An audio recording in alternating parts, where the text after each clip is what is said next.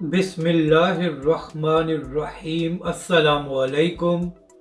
मैं हूं अली असगर और आप देख रहे हैं मेरा यूट्यूब चैनल।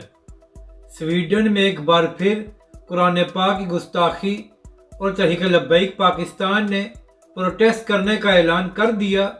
इस वीडियो में हम इसी के मुतालिक बात करेंगे। नाज़रीन करम, ईद के दिन एक मलून शख्स ने स्वीडन में कुरान पाक की गुस्ताखी की थी, जिसके बाद पूरी दुनिया के मुसलमानों ने इसकी मजम्मत की और पाकिस्तान में तहरीक लब्बैक पाकिस्तान ने तहफ़्फ़ुज़ कुरान मार्च किया, जिसकी क़यादत अल्लामा साद उस-रिज़वी ने खुद की। और नाज़रीन करम, इसी तरह PTI और इमरान खान की जानिब से भी इस पर प्रोटेस्ट किया गया था। तो नाज़रीन करम, पिछले 2 दिन से एक बार फिर ये खबर सामने आ रही है कि उसी मलून शख्स ने दोबारा स्वीडन में कुरान पाक की गुस्ताखी की है।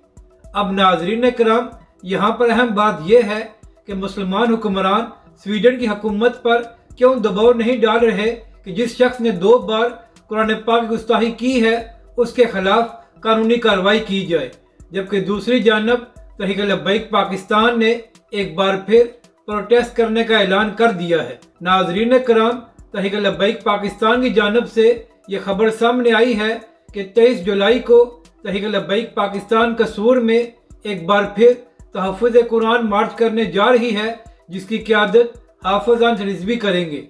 और नाज़रीन करम, हालात बता रहे हैं कि तहरीक लब्बैक पाकिस्तान और अल्लामा साद उस-रिज़वी पाकिस्तान के दीगर शहरों में भी पुरअमन प्रोटेस्ट करेंगे, जो स्वीडन में एक बार फिर कुरान पाक की गुस्ताखी की गई है। मगर नाज़रीन करम, मुसलमान हुक्मरानों को शर्म आनी चाहिए कि ये लोग इस कदर बहिस हो गए हैं कि कुरान पाक की बार बार गुस्ताखी की जा रही है और ये लोग सिर्फ मजम्मती बयान देकर अपनी जान छुड़ा लेते हैं। अपनी राय का ज़रूर इज़हार करें कि आपको ये वीडियो कैसी लगी और हमारे इस चैनल को भी सब्सक्राइब करें।